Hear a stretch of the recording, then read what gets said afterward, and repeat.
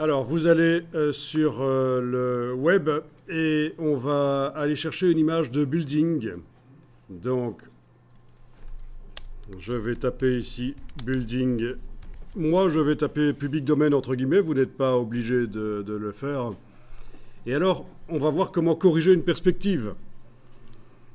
Donc, vous allez prendre une image de building qui est photographiée assez bien à l'horizontale, en pointant l'appareil photo à l'horizontale, mais il y a des fouillantes. On voit que la perspective, ça pointe vers le haut.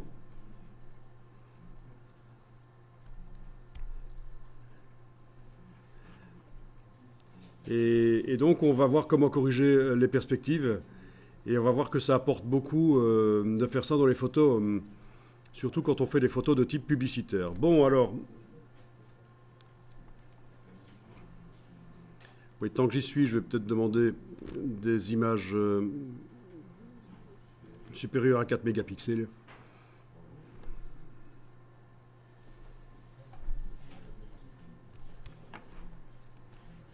Voilà. Prenez une ou deux images de building qui ont de la perspective, vous voyez, on sent que ça va vers le haut. Pas trop quand même, hein. C'est un petit exercice rapide, mais une très bonne astuce pour rendre vos photos, leur donner un côté plus professionnel.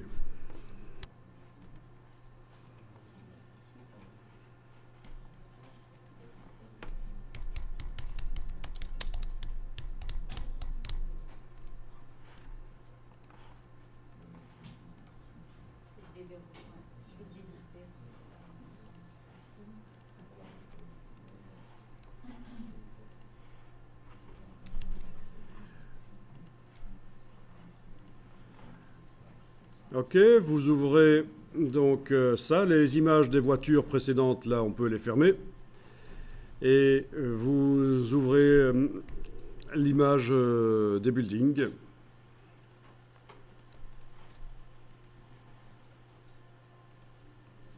Ok, il y en a une des deux qui ne s'est pas téléchargée parce qu'elle est toujours en train d'être téléchargée. Vous avez vu, quand j'ai essayé d'ouvrir dans Photoshop, il m'a indiqué que le marqueur JPEG n'est pas bon. Et maintenant qu'elle est téléchargée, ça va. Donc typiquement, un fichier en train d'être téléchargé, il n'est pas complet, et Photoshop évidemment ne sait pas l'ouvrir.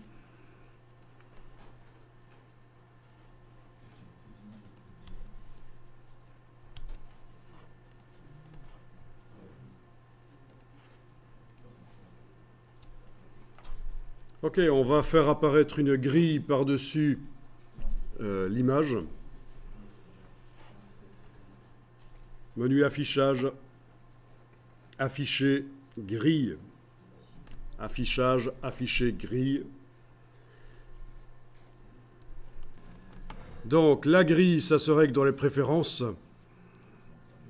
Vous pouvez aller dans édition préférences, repère grille et tranche.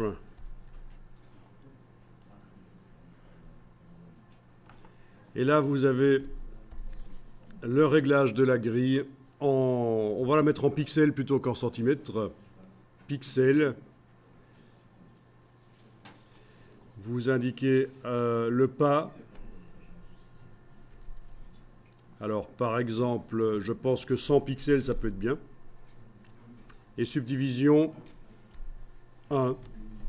Donc, pas de subdivision.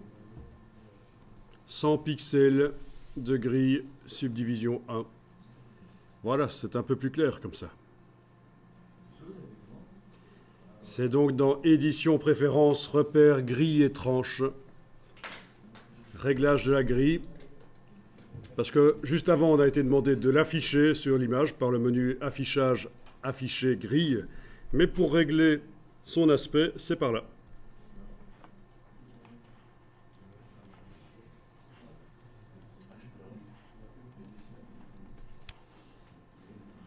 Alors, on va double-cliquer sur le calque d'arrière-plan pour pouvoir faire de la transformation manuelle dessus. On double-clique sur arrière-plan, on clique sur OK. C'est un calque qui s'appelle maintenant calque 0. Vous zoomez en arrière pour quand même avoir de l'espace autour de l'image. Ici, je suis en plein écran. Si je suis en mode fenêtre, comme ça, il faut que j'agrandisse la fenêtre de manière à avoir de l'espace autour. Je repasse mode plein écran, touche F.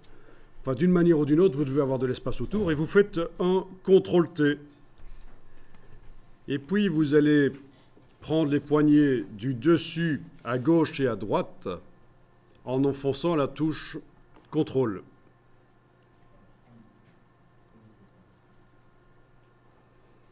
Et vous voyez qu'on arrive à redresser la perspective du bâtiment. C'est les poignées du dessus à gauche et à droite avec la touche CTRL enfoncée. Bon, on a juste du magnétisme qui nous ennuie. Là, on ne s'est pas positionné exactement comme on veut. Donc, on va aller désactiver le magnétisme dans le menu affichage et ça va tout de suite mieux. Avec la touche CTRL en prenant le poignet du coin, je peux positionner beaucoup mieux les poignées. Et alors l'idée ici, c'est de faire en sorte que le bâtiment ait l'air d'être plus, sans fouillante de perspective en fait, plus vertical. Et la grille est là pour vous aider visuellement à faire ça. Bon, sinon, il y a toujours les bords de l'image. Si vous n'affichez pas la grille, vous avez les bords de l'image qui vous montrent aussi les verticales. Hein. Il suffit de comparer, d'avoir un peu l'œil. Voilà. Et quand c'est fait, vous allez valider avec le petit V. Et vous avez une photo. On va déjà enlever la grille aussi. Menu affichage, on va enlever la grille. Affichage, afficher, grille. Donc vous avez une photo qui est beaucoup plus professionnelle d'aspect. Et quand on fait des photos publicitaires, c'est ce qu'il faut. Donc je vais vous montrer avec la palette historique l'avant-après. Il suffit de cliquer sur l'instantané, puis cliquer sur la dernière ligne, et vous avez l'avant-après. C'est quand même assez édifiant ça. Je vais essayer avec l'autre image ici, qui est plus compliquée sans doute. Affichage, afficher, grille. Double-cliquer sur le calque d'arrière-plan, c'est la même chose, c'est pour ça que je vais vite. Hein. Double-cliquer sur le calque d'arrière-plan pour le transformer en calque 0. Faire CTRL-T. Avec la touche CTRL, prendre les poignées du coin. Et on redresse. Désactiver le magnétisme dans le menu affichage pour que ce soit plus facile de bouger les choses.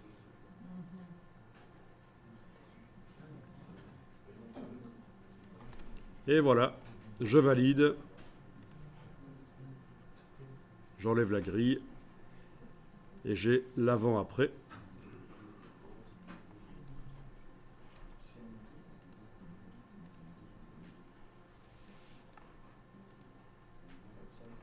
Bon, si vous faites des affiches au départ de photos, des publications, ce sera beaucoup mieux d'avoir les verticales bien verticales.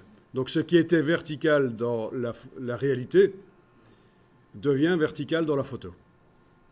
Bien sûr, il y a des limites. Si vous avez des perspectives énormes, vous n'allez pas pouvoir redresser.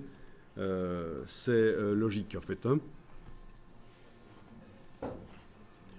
Il ne faut pas espérer redresser certains buildings qui ont été photographiés en étant vraiment au pied du building. Bon, j'en ai pas ici, si j'en ai comme ça. Là. Voilà, ce genre de choses, ne rêvez pas, bien sûr. C'est corriger un peu la perspective, la supprimer en fait.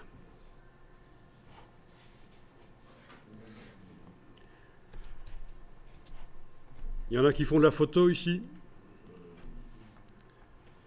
avec autre chose qu'un smartphone. En fait, je vais vous montrer que ce genre de choses peut être fait au moment où on fait la photo. Mais la plupart du temps, vous allez le faire dans Photoshop en fait. Hein. En fait, il faut utiliser ce qu'on appelle un objectif à décentrement. Ça, c'est un objectif, comme vous n'en avez sans doute jamais vu, qui est un peu souple au niveau de la manière dont on peut le positionner. Vous voyez? C'est avec ce genre d'objectif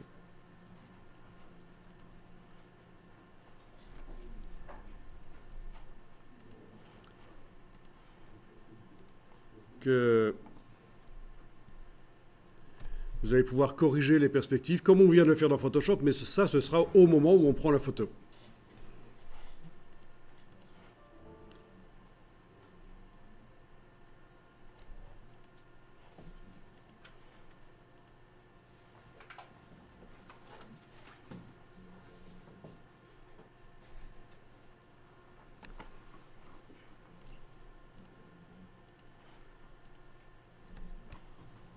Bon.